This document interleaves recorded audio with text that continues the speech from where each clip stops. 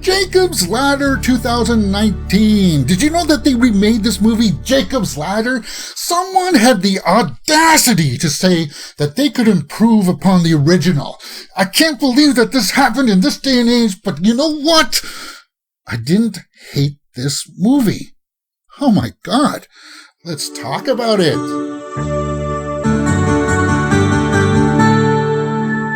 So, Jacob's Ladder 2019.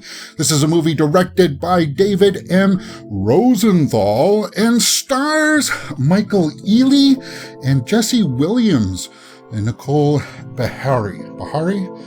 Who knows? But that being said, this is going to be a tricky review. This is going to be a daunting task for me because if you're someone like me who holds this one in such awesome, revered kind of status. It's like a masterpiece. It's hard to think that somebody would take this property and say, you know what, I can make this better. And do they? No, they don't. And there's no point in this review I'm going to tell you that this is better than the original.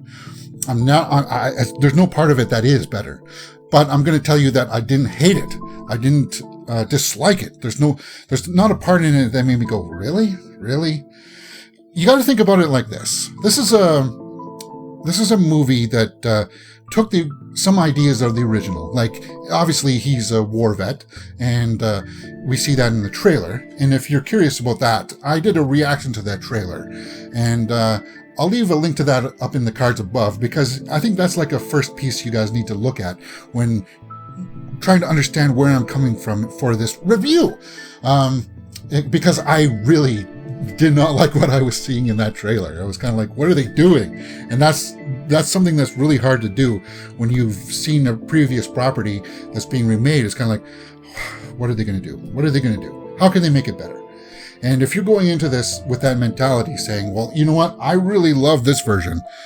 And all I really want to do is just pick this one apart and say, well, yeah, it doesn't even compare. It's garbage. It's trash. If that's your mentality going in, then yeah, I can't, there's not much I can sell you here. It's, as I said, it's got the same ideas. It's got a lot of the same ideas, but they've changed things. They had to, right? They got to mix it up a little bit because they were remaking it.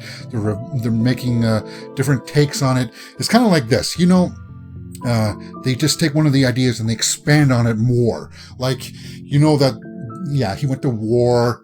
You know that he's seeing hallucinations and stuff like that. You know that there's possibly drugs that are causing all of this. They just take one of those ideas and they expand on it a little bit more in this version.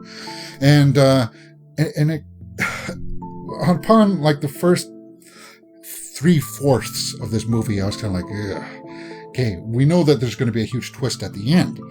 And upon the first impact of it, I was kind of like, that's it? Well, that's lackluster. That doesn't really work. I don't really know if I really like that. Because this one leaves you with such a punch at the end. It's kind of like, wow.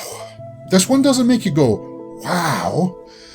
But it does leave you with some of the same kind of like questions about reality and perception and kind of like, yeah, you're not going to get some of the same tropes and the same level of impact, like say with this scene where, I mean, come on, Tim Robbins here delivers a performance of a lifetime.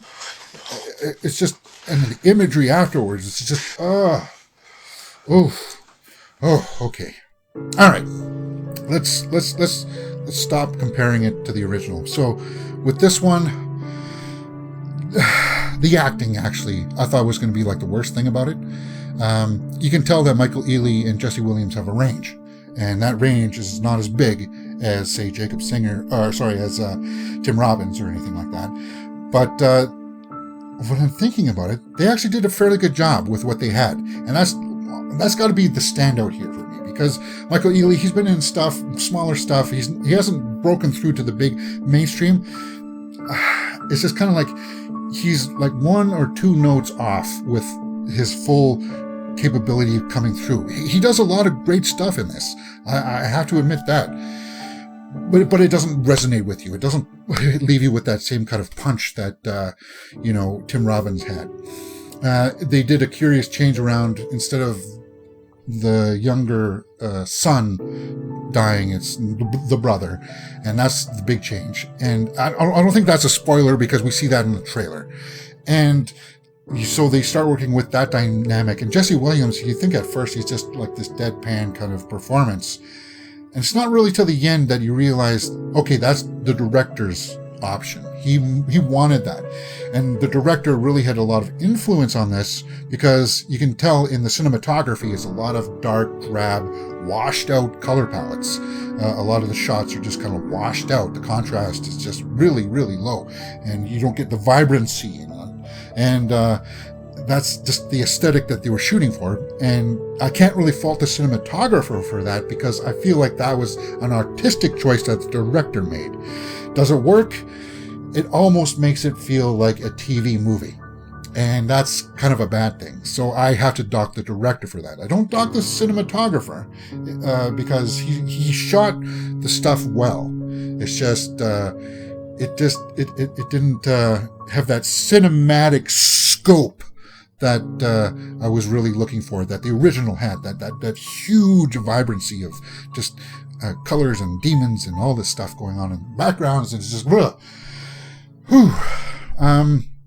yeah. Continuing on with just the story itself, it does have that moment in it where it flips things, where you're like, wait, what's going on? Oh, is that really what's happening? And that happened like at the end of this one. But this one kind of happens at the beginning of the third act. And it's kind of like, oh, okay, so that's where we're going. That's where we're going now. Did I miss something here? What's going on? And that's where I'm saying the watchability factor here is about, you're going to want to watch it once, because if you're a fan of the original, you just want to see what they did differently. You're going to want to watch it once. But then once you realize that, yeah, this is one that they were setting things up in the first couple of acts, and you just kind of want to go back and say, what? Did you pull a fast one on me here?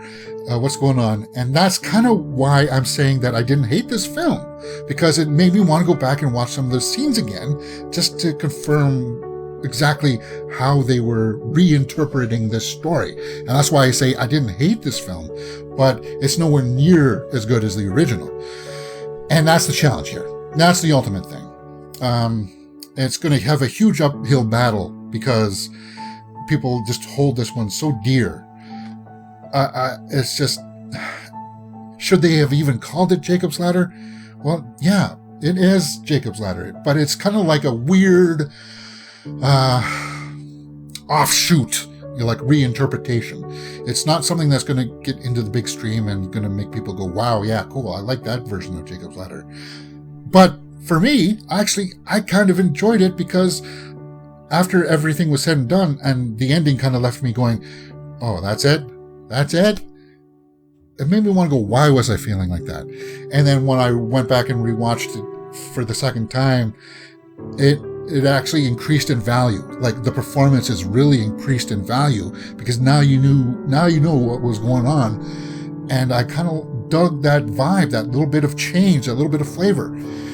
Are the ghosts and demons as scary as the original? No. Do they give their tip of the cap with the shaking head? Yes.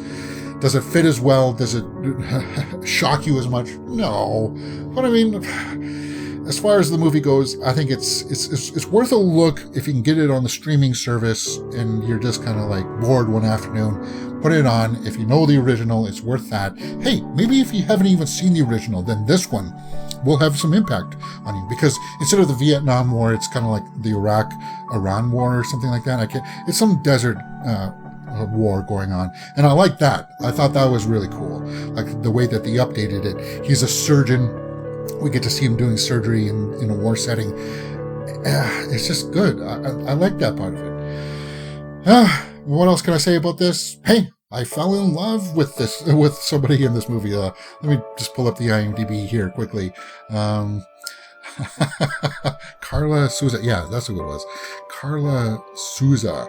She plays just like this character that helps Jacob learn about this drug that veterans are being injected with. I thought her scenes just captivated me. I liked her, but that's just for my own selfish needs and side views. Okay, so let's just wrap this up. Here is the score sheet for Jacob's Ladder. It's going to take a lot of you by surprise. The acting, I gave 2 points. The directing, some of the choices, as I said, it came off as a TV movie-esque kind of deal, so I gave it a 1 point. Story, I gave 1.5 because it is kind of a rich material, but it has its problems for sure. It had its problems for sure. Cinematography, score, both serviceable.